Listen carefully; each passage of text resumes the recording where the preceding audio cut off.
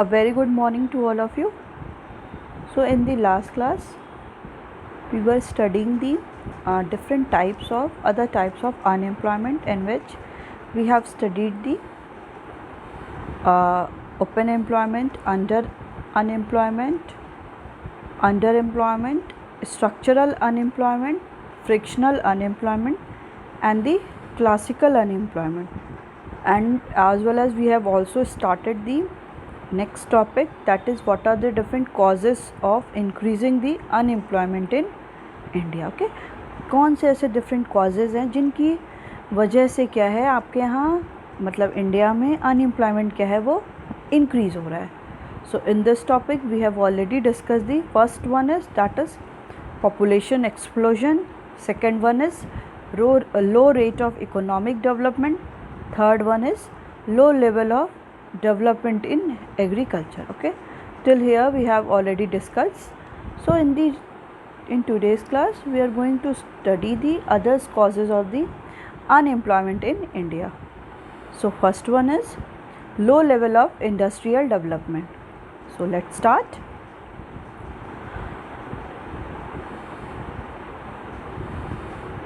Yes. So the slow growth rate in industrial sector has resulted in less job opportunities for the workers.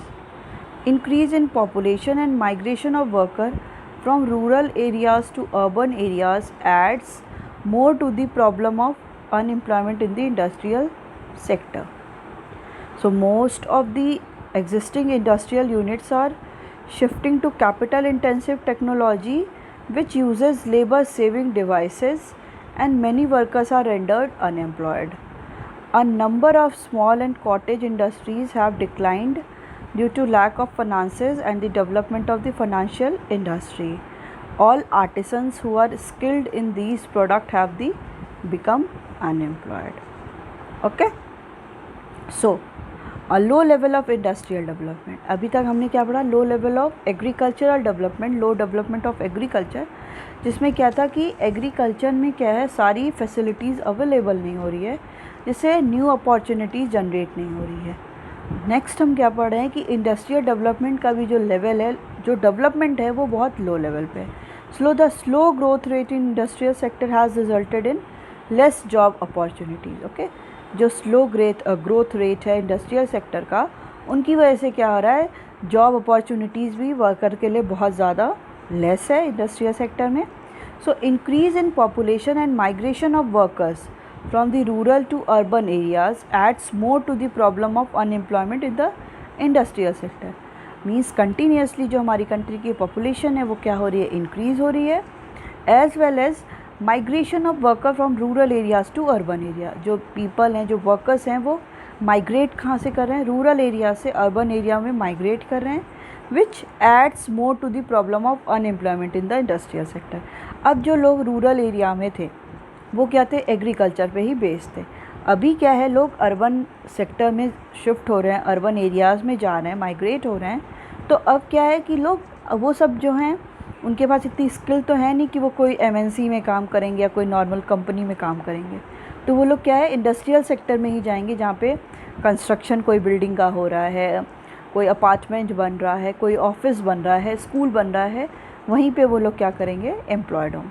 तो इससे क्या हो रहा है कि जो वर्कर माइग्रेट हो रहे हैं रूरल से अर्बन एरियाज़ में, तो unemployment in the industrial sector वो और इंक्रीज़ होता चला जा रहा है. Next one is most of the existing industrial unit are shifting to the capital intensive technology. Okay, जितनी भी existing industrial units हैं अब वो सब क्या कर रही हैं कि more and more capital intensive technology को यूज़ कर रही हैं. इससे क्या हो रहा है, एज अ प्रोड्यूसर हम देखेंगे तो ये प्रॉफिटेबल कंडीशन है, क्योंकि एक बार मशीन में क्या करना है, एक बार इंस्टॉलेशन करना है, इन्वेस्टमेंट करना है, फिर लेबर से ज़्यादा उसमें क्या है कैपेसिटी है कैपिटल इंटेंसिव मशीन्स में कि वो ज़्यादा प्रोडक्शन कर लेगी. बट अगर हम लोग ओवरऑल पॉपुलेशन के अकॉर्डिंग देखते हैं तो ये देखते हैं कि अगर कैपिटल इंटेंसिव टेक्नोलॉजी को हम लोग ने क्या कर दिया, मशीन्स को इंस्टॉल कर दिया, तो इससे क्या हो रहा है कि लेबर इंटेंसिव टेक्नोलॉजी का सब्स्टिट्यूट हो जा रहा है कैपिटल इंटेंसिव, और लेबर सेविंग डिवाइसेस क्या हो रही हैं, वो सेव हो रही हैं, and many workers rendered unemployed. और बहुत सारे ऐसे वर्कर्स हैं वो क्या हो जा रहे हैं, अनएम्प्लॉयड हो जा रहे हैं। A number of small and the cottage industries have decline due to lack of finances and the development of the modern industry. ठीक है, जो भी स्मॉल और कॉटेज इंडस्ट्रीज़ होती हैं, जो स्मॉल इंडस्ट्रीज़ होती हैं, वो भी क्या हो रही हैं, डिक्लाइन होती जा रही हैं because of lack of finance. उनके पास इतना प्रॉपर फाइनेंस नहीं होता, मच अमाउंट, कि वो उसको प्रमोट कर सके, as well as development of modern industries. जो मॉडर्न इंडस्ट्रीज़ हैं वो डेवलप होती जा रही हैं, तो इनकी क्या है, जो स्मॉल और कॉटेज इंडस्ट्रीज़ हैं वो क्या हो रहा है, डे बाय डे उनको लॉस हो रहा है। इन दैट कंडीशन वो सारी कंपनी, वो सारे इंडस्ट्रीज़ क्या हो जा रहे हैं, डिक्लाइन हो जा रहे हैं और शट डाउन हो जा रहे हैं। ऑल आर्टिसंस, जो उसमें वहाँ पे काम करते हैं, वो who are skilled in this product, means जो सब काश्तकार होते हैं, ये सब जो करते हैं डिफरेंट हैंडीक्राफ्ट के प्रोडक्ट्स, वो सारे क्या है, जो स्किल्ड है इन दिस प्रोडक्ट है, बिकम अनएम्प्लॉयड। तो वो सब पीपल क्या है, वो सब वर्कर क्या है, स्किल्ड है इन्हीं सारे प्रोडक्ट में, स्मॉल इंडस्ट्रीज़ में जो हैंडीक्राफ्ट्स बनाते हैं, कुछ भी हैंड के थ्रू जो भी क्राफ्ट बनाना हो गया, पॉटरी मेकिंग, तो ये सारे क्या हैं, स्किल्ड वर्कर भी अनएम्प्लॉयड होते जा रहे हैं। बिकॉज ये जो सारी इंडस्ट्रीज़ हैं वो डिक्लाइन होती जा रही है, बिकॉज इतना लैक ऑफ फाइनेंसेस है, फाइनेंस की अवेलेबिलिटी नहीं है, as well as modern industries क्या होती जा रही हैं, वो डेवलप होती जा रही हैं। तो इन सारी कॉटेज और स्मॉल इंडस्ट्रीज़ की कोई वैल्यू नहीं रहेगी, दैट्स वाई ये डिक्लाइन होती चली जा रही है। सो इससे क्या हो रहा है, जो पीपल हैं वो अनएम्प्लॉयड हो रहे हैं। Next one is lack of vocational and technical education. The existing education system fails to provide vocational and technical education to student at all level. If its degree oriented nature is different from the job oriented nature of the education which is required to get employment. Due to increase in educational and institutional facilities, number of educated person is rising, but corresponding to this employment opportunities have not risen, resulting in educated unemployment. इसमें क्या हो रहा है कि जो existing education system है, हमारी जो भी education system, Indian education system, it fails to provide the vocational and technical education to student at all level. ये क्या करी, ये इतनी ज़्यादा कैपेबल नहीं है कि हमारी कंट्री में लोगों को वोकेशनल और टेक्निकल एजुकेशन प्रोवाइड करे। वोकेशनल और टेक्निकल एजुकेशन का मतलब है वो सारी एजुकेशन जिससे किसी की स्किल्स डेवलप होती है। मतलब अगर आपके अंदर कोई स्किल्स है तो आप वैसी एजुकेशन लो, कोई डिप्लोमा करो जिसमें आपकी स्किल्स डेवलप हों, और आफ्टर डैट आप जैसे ही वो कंप्लीट कर लो अपनी स्टडी, तुरंत आप जॉब को अर्न कर लो, आप जॉब ओरिएंटेड हो। डिग्री ओरिएंटेड ये सारी नहीं होती हैं कि हम डिग्री कितनी से ज़्यादा कितनी ले सकते हैं। तो ये सारी क्या है, वोकेशनल और टेक्निकल एजुकेशन जो होती हैं वो स्टूडेंट को एट ऑल लेवल प्रोवाइड करने पे एजुकेशन सिस्टम इतना अच्छा हमारी कंट्री का नहीं है कि वो वोकेशनल और टेक्निकल एजुकेशन स्टूडेंट को हर लेवल पे प्रोवाइड करे। So it's degree oriented nature is different from the job oriented nature. जो डिग्री ओरिएंटेड नेचर है हमारी कंट्री में, लोग क्या प्रेफर करते हैं, डिग्रीज़ को ज़्यादा से ज़्यादा लेना, is different from the job oriented. ये जॉब ओरिएंटेड मतलब अगर हम टेक्निकल और वोकेशनल एजुकेशन लेंगे तो यहाँ पे क्या होगा कि they all are the job oriented, वो जॉब से रिलेटेड है कि आप उतनी एजुकेशन ले लोगे तो यार then you are able to get the different types of job, but nature of education which require to get employment. ठीक है, ये क्या है, degree oriented nature is different from the job oriented nature of the education which is required to get employment. ये क्या है, एकदम necessary है कि अगर आपको एम्प्लॉयमेंट लेना है तो आपके अंदर कोई ना कोई क्या होनी चाहिए, एक एजुकेशन ऐसी होनी चाहिए, टेक्निकल स्किल्ड ऐसी होनी चाहिए जो जॉब के लिए आपको प्रेफर करे, डिग्री के लिए आपको प्रेफर ना करे। So due to increase in the educational and institutional facilities, मतलब हमारी कंट्री में क्या है, एजुकेशनल और जो इंस्टीट्यूशनल फैसिलिटीज़ हैं वो बहुत ज़्यादा इंक्रीज़ होती चली जा रही है। Number of educated person is rising. जो एजुकेटेड पर्सन है, जितनी अगर इंस्टीट्यूशन भी इंक्रीज़ हो रही हैं तो नंबर ऑफ़ एजुकेटेड पर्सन भी क्या हो रहे हैं, वो भी राइज़ हो रहे हैं।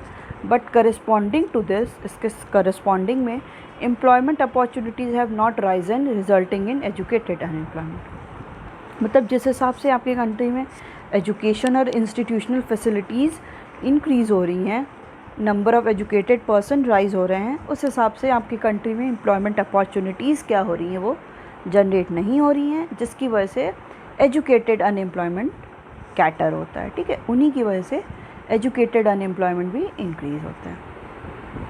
Next one is low level of capital formation. So there is lack of investment in the country. Increase in investment in resources is very essential to make our infrastructure strong so that we are able to increase output and generate more employment opportunities. Okay, so low level of capital formation is a reason for the low investment. Lack of capital formation find its base in low level of income generation in the country, because there is overall low level of income in the country. Level of saving also is low, causing low level of investment and the capital formation. This vicious circle of low income, low saving, low investment, low capital formation, low output, low income result in lack of job opportunities, and the obviously outcome is unemployment. So simply what does it mean? It means that हमारी country में क्या है, there is lack of investment. Lack of investment है कि कोई invest नहीं कर रहा है. Increase in investment is resource, increase in investment in resources is very essential to make our infrastructure strong. मतलब अगर क्या है कि अगर इन्वेस्टमेंट क्या होगा, वो इंक्रीज़ होगा, हम रिसोर्सेज जितने भी अवेलेबल हैं उन रिसोर्सेज में हम इन्वेस्टमेंट इंक्रीज़ करेंगे, तो is very essential to make our infrastructure strong. ये बहुत ज़्यादा इम्पॉर्टेंट और इसेंशियल है कि हमारा इंफ्रास्ट्रक्चर भी उससे क्या होगा, स्ट्रॉन्ग होगा, so that we are able to increase output and generate more employment opportunity. उसी के थ्रू अगर इन्वेस्टमेंट करेंगे रिसोर्सेज पे तो इंफ्रास्ट्रक्चर भी होगा. इंफ्रास्ट्रक्चर अगर स्ट्रॉन्ग होगा तो we are able to increase output, हम आउटपुट भी ज़्यादा प्रोड्यूस कर पाएंगे and more employment opportunities will generate also, कि एम्प्लॉयमेंट अपॉर्चुनिटीज़ भी क्या होंगी, वो जनरेट होंगी. So low level of capital formation is a reason for the low investment. ठीक है, अगर कैपिटल फॉर्मेशन जो हो रहा है वो लो हो रहा है, मतलब उतना ज़्यादा कैपिटल फॉर्मेशन नहीं हो रहा है, जो कैपिटल इन्वेस्ट करना है उतना ज़्यादा इन्वेस्टमेंट नहीं हो रहा है, तो उसी का रीज़न है कि लो इन्वेस्टमेंट हो रहा है. Lack of capital formation find its base in low level of income generation in the country. Okay, so low level of capital formation is a reason for the low investment. Okay, जो अगर capital formation ही नहीं होगा तो reason क्या हो जाएगा, लो investment का, उसके अगेंस्ट क्या हो जाएगा, रीज़न हो जाएगा, क्योंकि इन्वेस्टमेंट अगर कोई नहीं कर रहा है तो कैपिटल फॉर्मेशन भी क्या होगा, वो जनरेट नहीं होगा. Okay, so next one is lack of capital formation finds its base in the low level of income generation in the economy. ठीक है, अगर लैक ऑफ कैपिटल फॉर्मेशन होगा तो इसको एक बेस मिल जाएगा कि लो लेवल ऑफ इनकम जनरेशन भी होगा. बिकॉज अगर कोई प्रोड्यूसर कैपिटल फॉर्मेशन कर नहीं रहा है, मनी को इन्वेस्ट कर नहीं रहा है, तो उससे कोई भी इनकम जनरेट होगी नहीं, क्योंकि जब कोई कैपिटल फॉर्मेशन करने का मतलब है कि इन्वेस्टमेंट करना. अब प्रोड्यूसर एज अ प्रोड्यूसर वो कुछ इन्वेस्ट नहीं कर रहा है, तो जब कुछ इन्वेस्ट नहीं करेगा तो कोई भी प्रोडक्शन एक्टिविटीज़ ज़्यादा नहीं होंगी. जब प्रोडक्शन ज़्यादा नहीं होगा तो इनकम जनरेशन भी नहीं होगा, एम्प्लॉयमेंट जनरेशन नहीं होगा. अगर एम्प्लॉयमेंट नहीं जनरेट हुई तो अल्टीमेटली लोगों की इनकम भी जनरेट नहीं होगी. ठीक है, ये सारे प्रॉब्लम्स हैं अनएम्प्लॉयमेंट के. So because there is overall low level of income in the country, economy में क्या है, पूरी कंट्री में लो लेवल ऑफ इनकम है. सो level of saving also is the level of saving is also low, is causing low level of investment and capital formation. अगर overall country की बात करते हैं, लोगों के पास इनकम ही क्या है, बहुत लो है. ठीक है, लोगों के पास पैसा ही नहीं है. तो पैसा ना होने का मतलब क्या होता है कि जो भी थोड़ा बहुत पैसा मिल रहा है तो वो क्या कर देंगे, वो उसको इन्वेस्ट कर देंगे, एक्सपेंडिचर कर देंगे, तो उनके पास सेविंग्स भी नहीं हो पा रही है. और अगर level of saving also low, causing low level of investment. ठीक है, अब सेविंग नहीं होगी तो लोग कहाँ से इन्वेस्टमेंट करेंगे, एंड कैपिटल फॉर्मेशन भी उससे क्या हो जाएगा, लो हो जाएगा. Okay, this vicious circle of low level low income, as we already discuss in the कि पॉवर्टी चैप्टर में हमने पढ़ा था ना कि विशियस सर्कल ऑफ पॉवर्टी होती है. तो उसमें क्या है, low income, then low savings, low investment, low capital formation, low output and low income result in lack of job opportunities and obviously outcome is unemployment. Okay, क्या होगा कि जब लोगों के पास लो इनकम होगी, पैसा कम होगा, तो लो सेविंग्स होगी, सेविंग कुछ नहीं कर पाएंगे. फिर लो इन्वेस्टमेंट होगा, सेविंग अगर कुछ करेंगे तभी वो उससे इन्वेस्ट कर सकते हैं, तो लो इन्वेस्टमेंट होगा. लो कैपिटल फॉर्मेशन होगा, कैपिटल फॉर्मेशन होगा ही नहीं. जब कैपिटल नहीं फॉर्मेट होगा तो लो आउटपुट होगा, आउटपुट का प्रोडक्शन नहीं होगा and low income result in lack of job opportunities. अब जब लो इनकम होगी तो जॉब अपॉर्चुनिटीज़ भी लोगों के पास नहीं होगी and the obvious outcome is unemployment. फिर अल्टीमेटली क्या हो जाएगा कि अनएम्प्लॉयमेंट हो जाएगा. Okay, next one is immobility of labor. So there is low level of mobility of labor in India. There are many reasons such as lack of awareness about job market, family circumstances, language problem, religion, which hinder the mobility of workers to the better or the new job. If they do not mobile themselves to the place where job opportunities are available, unemployment is obvious consequence. ठीक है, अभी ये क्या कह रहा है कि लो level of mobility of labour in India. India में क्या है कि जो वर्कर्स हैं, जो लेबर्स हैं, वो बहुत ज़्यादा मोबाइल भी नहीं करते. मोबाइल करना उस प्लेस पे कि जहाँ पे जॉब अपॉर्चुनिटीज़ अवेलेबल है. ठीक है, अभी क्या है कि कोई रूरल एरियाज़ में है या आप वाराणसी में ले लो, उसको पता है कि दिल्ली में उसके जॉब अपॉर्चुनिटीज़ बहुत ज़्यादा है, वो कहीं भी क्या कर देगा, कंस्ट्रक्शन में कहीं वर्क कर सकता है, उसको पता है कि वहाँ पे जॉब अपॉर्चुनिटीज़ है, बट वो वहाँ पे शिफ्ट नहीं हो रहा है, माइग्रेट और मोबाइल नहीं हो रहा है. क्यों नहीं हो रहा है? उसके पीछे बहुत ज़्यादा कॉजेज़ हो सकते हैं. फर्स्ट कॉजेज़ क्या हो सकता है कि लैक ऑफ अवेयरनेस. उसको अवेयर ही नहीं है वो कि बहुत ज़्यादा अगर हम अपने घर से बाहर निकलेंगे तो बहुत ज़्यादा अपॉर्चुनिटीज़ हैं. फैमिली सर्कमस्टांसेस में भी कि उसकी फैमिली भी नहीं चाहती हो कि वो घर से बाहर हो, पूरी जो फैमिली है वो उसी के ऊपर डिपेंडेंट हो, अपने घर में वो बस एक सिंगल मैन हो कि उसके ऊपर पूरी रिस्पॉन्सिबिलिटी है, या उसका एक होम अफेक्शन हो कि वो घर छोड़ के अपनी फैमिली को छोड़ के जाना नहीं चाहता. ये सारे भी रीज़न्स हो सकते हैं कि जो वर्कर है वो मोबाइल लेकर है. लैंग्वेज प्रॉब्लम मीन्स कोई नॉर्थ का है वो साउथ जा रहा है, या कोई ईस्ट का है वो वेस्ट जा रहा है, वेस्ट का वो ईस्ट जा रहा है, तो वहाँ पे क्या है, लैंग्वेज प्रॉब्लम है कि उसे उनकी वहाँ की लैंग्वेज समझना, उनके इन्वायरमेंट को अडाप्ट करना, ये सारा क्या होता है, बहुत प्रॉब्लमेटिक हो जाता है. इसलिए भी लोग क्या करते हैं, वो शिफ्ट नहीं करते. रिलीजन मीन्स कोई रिलीजन अगर चेंज हो रहा है, मतलब वर्क वो फॉर एग्ज़ाम्पल अगर वो मुस्लिम है, मे बी उसको वर्क क्या है, हिंदू एरिया में मिल रहा हो, कोई टेंपल में मिल रहा हो, ऐसी एरिया में मिल रहा हो, वहाँ पे वो नहीं जाना चाह रहा हो. स्कूल में मिल रहा हो जो इंडियन, वहाँ पे ज़्यादा बच्चे जो हों वो इंडियन क्या हिंदू हों, सॉरी, तो उसमें क्या होगा कि वो वहाँ पे वैसे जॉब नहीं करना चाह रहा है, क्योंकि वो नहीं चाह रहा है कि उसका रिलीजन उसके अकॉर्डिंग सब कुछ चेंज हो. As well as which hinder the mobility of workers हो बेटर और न्यू जॉब. ये क्या करता है, एक ऑब्स्टिकल होता है किसी भी वर्कर के लिए कि उसको बेटर और न्यू जॉब मिल भी रही है तो भी वो उसको ज्वाइन नहीं कर पा रहा है, because of these reasons, lack of awareness, family circumstances, language problem, religion, etc. Okay, so if they do not mobile themselves to the place where the job opportunities are available, unemployment is the obvious consequence. Okay, अभी क्या हो रहा है कि वो अभी mobile नहीं कर पा रहा है. If they do not mobile themselves, अपने को वर्कर्स मोबाइल नहीं करें टू द प्लेस, उस प्लेस पे जहाँ पे जॉब अपॉर्चुनिटीज़ ऑलरेडी अवेलेबल हैं, अनएम्प्लॉयमेंट क्या होगा, वो ऑब्वियस कॉन्सिक्वेंसेस है. हम सिंपल ही कह सकते हैं कि अगर आपको कहीं काम मिल रहा है, आपके पास कुछ भी काम नहीं है, आपको कहीं काम मिल रहा है, तो आप क्या प्रेफर करोगे कि जहाँ भी मिल रहा है we have to go to earn something. अब आप क्या है कि आप जा ही नहीं रहे हो, तो अल्टीमेटली क्या होगा, अनएम्प्लॉयमेंट ही उसका, अनएम्प्लॉयमेंट कंट्री का वो इंक्रीज होगा. Okay, next one is joint family system. In India there is still joint family system prevalent both in the rural areas and the urban areas. In large families, many families members depend upon the joint income of the family. Its effect is similar to effect of disguised unemployment, as joint income earned by one or two family members is divided among the many family members.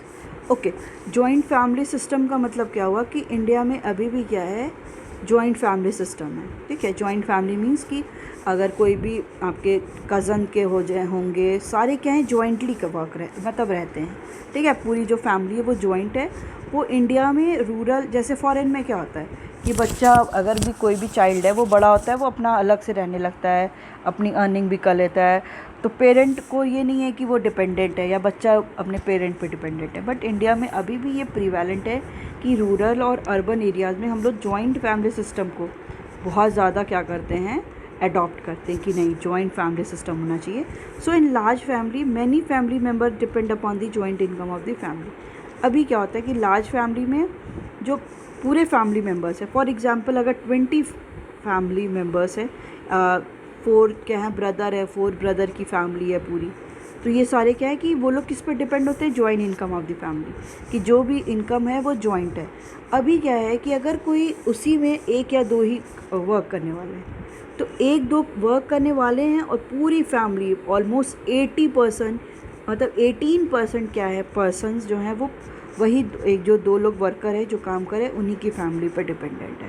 तो अब इससे क्या होगा, आपके पास उतना तो पैसा नहीं होगा ना कि अगर आप एक सिंपल 4 लोग में इन्वेस्ट करेंगे मनी को और 20 रुपीज़ में उसी मनी को इन्वेस्ट करेंगे, तो उसका डिफरेंस आप होगा कि आपको सारी वो फैसिलिटीज़ भी अवेलेबल नहीं हो पाएंगी।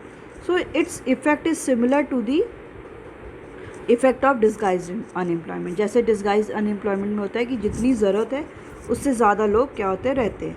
So as the joint income earn by the 1 और 2 फैमिली मेम्बर, उसमें क्या है, 1 और 2 फैमिली मेम्बर्स क्या होते हैं, वो अर्न करते हैं एंड डिवाइड क्या होती है वही income among the all the family members. 1 और 2 वर्कर हैं, वर्क करने वाले हैं, जॉब करते हैं, और पूरे फैमिली मेम्बर्स क्या हैं, उसके ऊपर डिपेंडेंट है। तो this one is also the one of the major problem of the unemployment. Okay, so we have discussed the different causes of the unemployment in India, in which first one is population explosion, second one is low rate of economic development, third one is low level of development in agriculture, fourth one is low level of industrial development, fifth is lack of vocational and technical education, sixth one is low level of capital formation, seventh is immobility of labor, and the last one is joint family system. Okay, so we are moving to the next topic, that is what are the effect of the unemployment in India mean, और उसके consequences क्या हैं, मतलब उसके result क्या है, effect क्या हो रहा है अनएम्प्लॉयमेंट का इंडिया पे। ठीक, so problem of unemployment brings many harmful effects along, these are discussed as under. Okay, जो प्रॉब्लम है अनएम्प्लॉयमेंट की वो क्या कहते हैं, बहुत हार्मफुल इफ़ेक्ट को लेकर आती है। वो कौन कौन से इफ़ेक्ट होते हैं, इकोनॉमिक इफ़ेक्ट और social effect. Okay, so let's discuss economic effect. Consequences, fall in production and income. Okay, next one is low level of saving and investment, and the third one is poverty. So first one is fall in production and income, मतलब economic cause इसका क्या हो रहा है, unemployment होने की वजह से क्या होगा कि production as well as income क्या होगी, वो फॉल करेगी। कैसे, as human resources are not utilize to the full. अभी क्या है, जितने भी ह्यूमन रिसोर्सेज अवेलेबल है उनका क्या हो रहा है, प्रॉपरली यूटिलाइजेशन नहीं हो रहा है, बिकॉज उनके पास कोई एम्प्लॉयमेंट नहीं है। There will be loss of output and income, इससे क्या होगा कि आउटपुट और इनकम में भी क्या होगा, लॉस होगा। ठीक है, अब हम प्रॉपरली यूटिलाइज़ नहीं कर रहे हैं जितने भी ह्यूमन रिसोर्सेज हैं, तो आउटपुट का प्रोडक्शन भी नहीं हो पाएगा। ठीक है, और जब आउटपुट प्रोडक्शन ही नहीं होगा, किसी को एम्प्लॉयमेंट मिलेगी ही नहीं, तो किसी की इनकम भी क्या होगी, वो जनरेट नहीं होगी to the extent of unemployment. ठीक है, तो अनएम्प्लॉयमेंट की वजह से क्या होता है कि प्रोडक्शन फॉल कर जाएगा, कुछ भी कमोडिटी प्रोडक्शन नहीं होगा और इनकम नहीं। अब कोई भी एम्प्लॉयड नहीं है तो क्या होगा, प्रोडक्शन कौन करेगा, ह्यूमन ही तो प्रोडक्शन करेंगे, ह्यूमन रिसोर्सेज को यूज़ करके इनका प्रोडक्शन होगा कमोडिटीज़ का। अब जब कोई एम्प्लॉयमेंट अपॉर्चुनिटीज़ नहीं होगी तो कोई भी इनकम भी जनरेट नहीं होगी। Next one is low level of saving and investment. As already you know कि अगर किसी के पास इनकम नहीं होगी, ठीक है, अब मेरे पास पैसा ही नहीं है तो मैं क्या करूँगी, क्या मैं सेविंग कर सकती हूँ, क्या मैं कहीं इन्वेस्ट कर सकती हूँ। सेविंग और इन्वेस्टमेंट भी टोटली डिपेंड किस पे करता है, इनकम पे। ठीक है, इनकम होगी, मेरे पास कुछ पैसा होगा, तभी तो हम कहीं पे इन्वेस्ट कर पाएंगे। तो लो level of saving and investment, it is because of low level of income that people are not able to save and invest sufficiently। ठीक है, इससे क्या होगा कि अगर लोगों के पास इनकम नहीं होगी तो पीपल क्या है वो सेव भी नहीं कर पाएंगे मनी को और इन्वेस्ट भी नहीं कर पाएंगे, causing decline in capital formation. उससे क्या होगा कि कैपिटल फॉर्मेशन डिक्लाइन होगा, क्योंकि इन्वेस्टमेंट कोई करेगा नहीं तो capital formation ultimately it will decline. Next one is poverty. A person without employment is not contributing to the national income of the country। ठीक है, अ पर्सन, ठीक है, हमारी कंट्री के पॉपुलेशन है वो, उनके पास कोई एम्प्लॉयमेंट नहीं है, ठीक है, कोई काम नहीं है, तो वो क्या है, कोई भी नेशनल इनकम में उनका कंट्रीब्यूशन होगा, वो एक इंडिया के पार्ट कहलाएंगे कि वो इंडिया के मेंबर है, but they are not as the country, they will not contribute in the national income of the country, क्योंकि नेशनल इनकम में उनका कुछ भी कंट्रीब्यूशन नहीं होगा। क्योंकि नेशनल इनकम में हम क्या लेते हैं, किसी की इनकम लेते हैं ना, कि अल्टीमेटली जो भी वैल्यू है फाइनल गुड्स एंड सर्विसेज, उनकी क्या है वैल्यू, फाइनल सर्विसेज की वैल्यू लेते हैं। बट अगर किसी के पास, पर्सन के पास एम्प्लॉयमेंट नहीं होगी तो किसी के पास इनकम नहीं होगी, तो नेशनल इनकम में वो अल्टीमेटली कंट्रीब्यूट नहीं कर पाएगा। So hence not earning for himself too, फिर वो अपने लिए भी कुछ इनकम अर्न नहीं कर पाएगा, वो अपने लिए भी अर्निंग नहीं कर पाएगा। In this way unemployment leads to poverty. इसी के थ्रू क्या है कि अगर किसी के पास काम नहीं होगा तो पॉवर्टी ही हो जाएगी, कि अब मेरे पास काम नहीं है, कोई भी इंडिविजुअल के पास काम नहीं है, तो हम लोग कब तक अपनी मिनिमम सब्सिस्टेंस को फुलफ़िल करवाएंगे।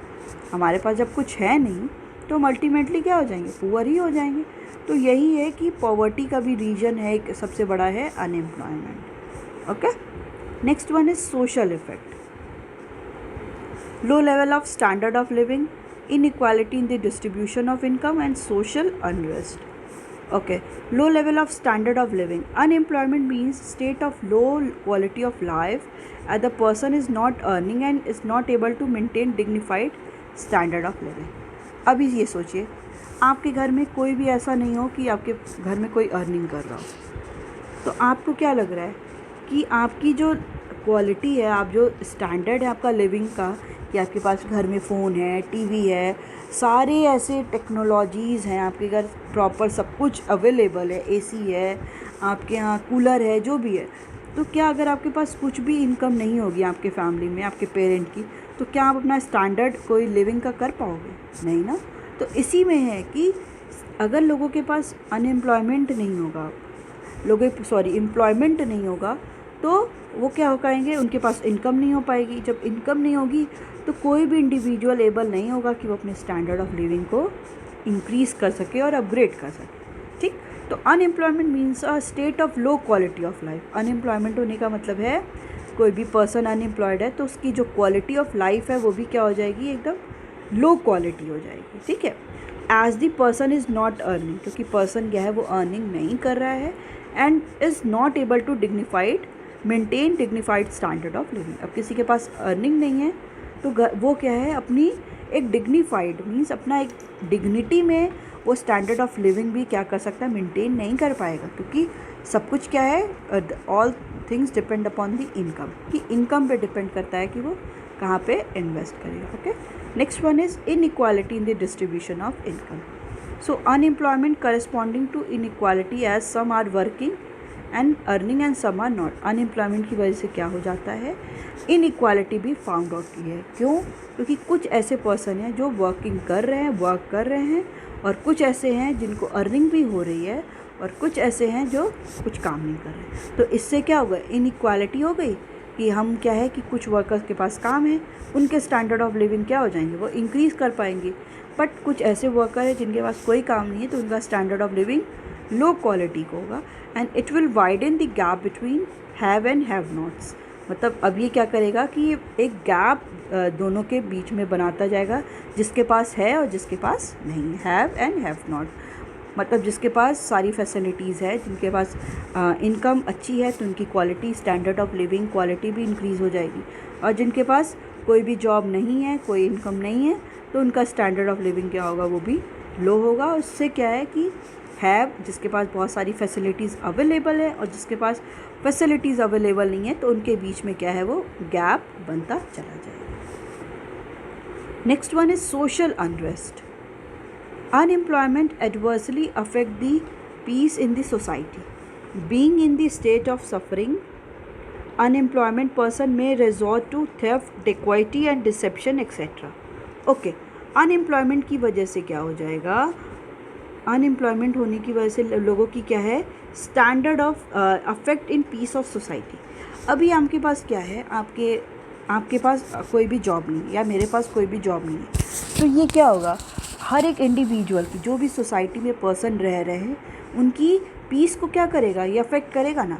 अब आपको अपनी सारी नीड्स को फुलफ़िल करना है, और आपके यहाँ पैसा नहीं है, तो आप क्या करोगे, आपके पीस को तो भी ये डिस्टर्ब कर रहा है ना. आप क्या, फिर यही सिचुएशन होती है जो लोग गलत रास्ते पे निकलते हैं, कुछ भी चोरी करना, डिक्वाइट करना, मतलब डकैती डालना, ये सारे डिफरेंट वर्स थिंग क्या करने लगते हैं लोग करने.